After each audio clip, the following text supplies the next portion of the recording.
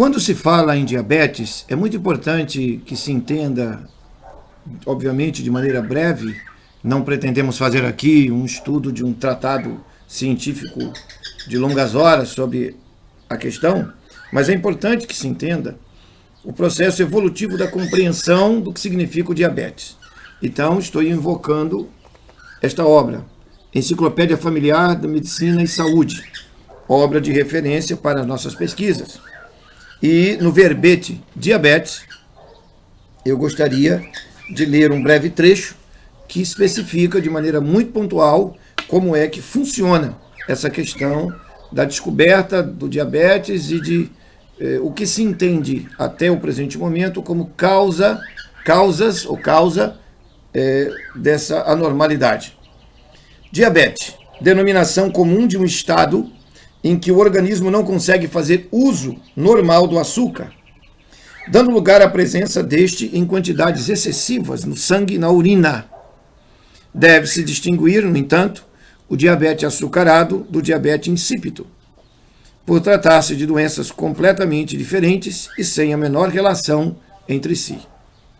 No diabetes açucarado, que é o diabetes mellitus, aparece como fator essencial a insuficiência de insulina, substância excretada por células especializadas do pâncreas.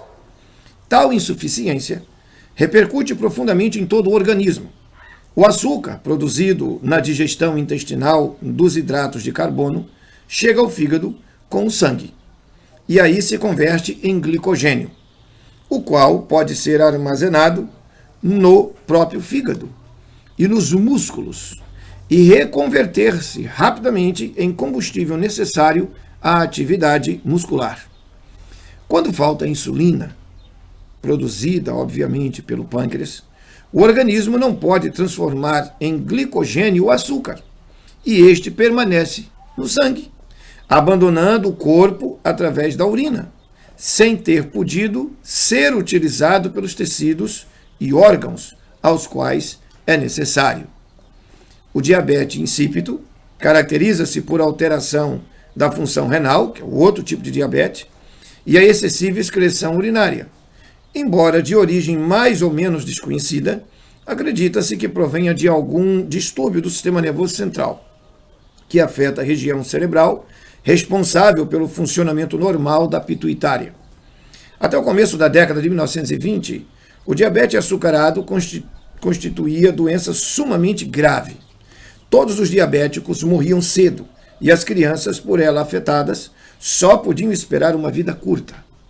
Todo o temor à doença dissipou-se com a descoberta da insulina e a capacidade que tem esta substância de restaurar o metabolismo do açúcar alterado nos diabéticos. Embora a doença exija atenção e cuidados constantes e um tratamento muito bem feito, até as crianças podem superá-la, empreender vidas ativas, casar e ter filhos. O Dr. P. Joslin, médico norte-americano que vem tratando de diabetes durante mais de meio século, é hoje uma das maiores autoridades no assunto.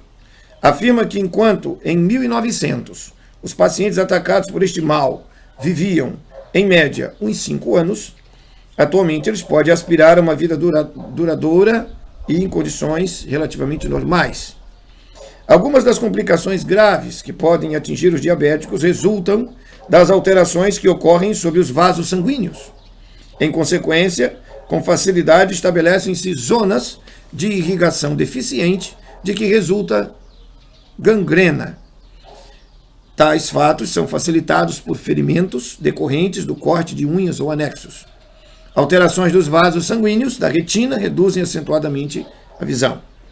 O diabetes é hoje menos ameaçador que uma infecção grave. O descobrimento e o uso da insulina tornou possível o controle da enfermidade, embora não a cure, uma vez que se limita a suprir uma deficiência crítica. Se o auxílio externo for interrompido, o organismo se verá em situação tão perigosa quanto antes. O fato básico no diabetes é que ele provém de um distúrbio, muita atenção, por infecção ou tendência hereditária, que afeta o pâncreas ou suas partes produtoras de insulina. A ingestão excessiva de alimentos durante muito tempo, a tensão emocional ou choque mental pode provocar ataques passageiros de diabetes. Estudos recentes parecem sugerir a possibilidade de que, no aparecimento do diabetes, haja algo mais que uma simples enfermidade pancreática.